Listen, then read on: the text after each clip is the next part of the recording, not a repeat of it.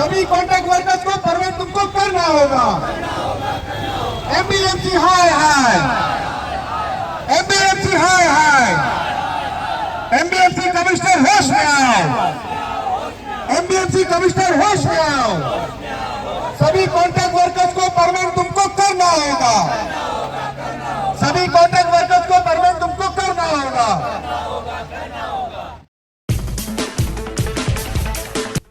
नमस्कार दोस्तों, मैं गौरी पवार और आप देख रहे हैं प्रथम न्याय। दोस्तों, आप सभी को पता होगा महानगर पालिका के अंतर्गत जितने भी विभाग के कामगार हैं, उन्होंने जो है नगर भवन से लेके मनपा तक जो है मोर्चा निकाला था। इस मोर्चे में जो है उन्होंने कुछ मांगे की थी। उनका ऐसा कहना था भी कामगार है उन्हें जो है काम में रुजू रखना चाहिए, और उनकी क्या क्या मांगे थी आइए देखते हैं और जानते हैं। मेरा नाम सादिक बादशाह है, मैं म्युनिसिपल कामगार एकता यूनियन से हूँ। और यहाँ पर जो पिछले एक महीने पहले जो 135 वर्कर्स थे जिनकी छटनी मतलब कॉन्ट्रैक्ट बदलने की वजह से उनको घर पे बिठा दिया गया, उन्हीं मुद्दों को लेकर हम यहाँ पर आज मोर्चा कर रहे हैं। ये वर्कर ऐसा नहीं कि 6 महीना या 1 साल से काम कर रहे हैं, 5-5 साल 10-10 साल से काम कर रहे हैं। इनको परमानेंट हो जाना चाहिए था। इनको परमानेंट करने की जगह पे इनको घर में बिठा दिया गया है।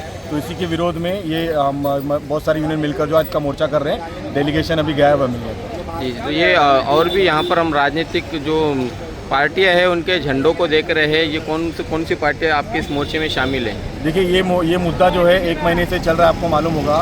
इस मुद्दे को लेके म्युनिसिपल एकता कामगार यूनियन ने पहल करी। जब हमने पहल किया तो और भी यूनियन इसमें साथ में आए, तो हमने बोला ठीक है आप लोग आ जाइए, क्योंकि मजदूरों का मुद्दा है। तो इसमें नवनिर्माण सेना के भी यूनियन जुड़े हैं, बीजेपी की भी यूनियन जुड़े हैं। आज हमने शुरुआत किया, बीजेपी का भी यूनियन जुड़ा है। अभी हमारा डेलीगेशन क्या हुआ, आगे की तैयारी देखेंगे क्या होता है। मुझे मैं यहाँ पर म्युनिसिपल एकता कामगार यूनियन की तरफ से हूँ, और हमारा इन 135 कामगारों में से जो 90 कामगारों को उन्होंने इस वक्त घर पे बिठाया हुआ है। हमारा मांग है कि सारे के सारे 135 कामगारों को आपको काम पर लेना चाहिए, क्योंकि कामगारों को बिठाने का काम आपका नहीं है। आपका विभाग जो है वो काम पर काम देने का विभाग है। और लगातार नगर पालिका ये कोई ऐसे कामगार नहीं है, इनको काम करते हुए तकरीबन 10 साल से भी अधिक समय हो गया है। मिनिमम वेज इनको जो दिया जाता है वो 19,000 अभी कुछ सालों से उन्होंने लागू किया है। हमारा मांग है कि सभी कामगारों को एक तो कॉन्ट्रैक्चुअल पद्धति रद्द करना चाहिए, सभी कामगारों को कायम कामगार करके घोषित करना चाहिए, और सभी कामगारों का वेतन जो है समान काम को समान दाम, जैसा आप परमानेंट कामगारों को पगार देता है, ऐसे ही इन कॉन्ट्रैक्चुअल वर्कर्स को भी जो सुबह से शाम तक काम करते हैं आपके लिए, हमारे शहर के लिए, उनको जो है परमानेंट करिए। और 2 महीने से इन कामगारों को जिस तरीके से आपने सड़क पर भूखा उनके खानदानों को, उनके परिवार को रहने के लिए मजबूर किया है, आप समझ लीजिए 2 महीने से ये कामगार, यहाँ पर जितने कामगार दिख रहे हैं आज काम पर नहीं हैं।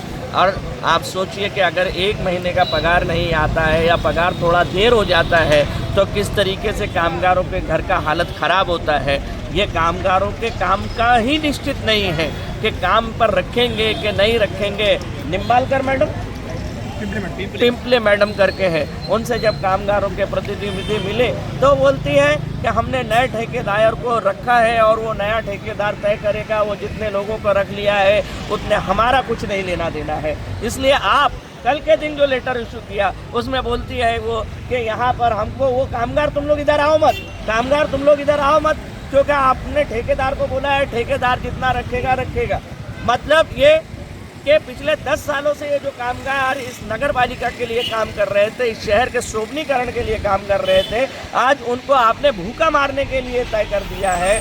और कामगारों का आप जरा भी बाजू लेने को तैयार नहीं है, सुनने को तैयार नहीं है। तो आज यहाँ पर कामगार अपनी आवाज़ थोड़ा ऊंची करके यहाँ की टिम्पली मैडम और यहाँ नए आए हुए कमिश्नर को एक चेतावनी देने के लिए आए हैं कि कल अगर आपने ये कामगार, ये एक विभाग का काम नहीं है, आज आप यहाँ पर देखेंगे क्योंकि पूरा का पूरा शहर कॉन्ट्रैक्ट पे दे दिया है, बराबर है।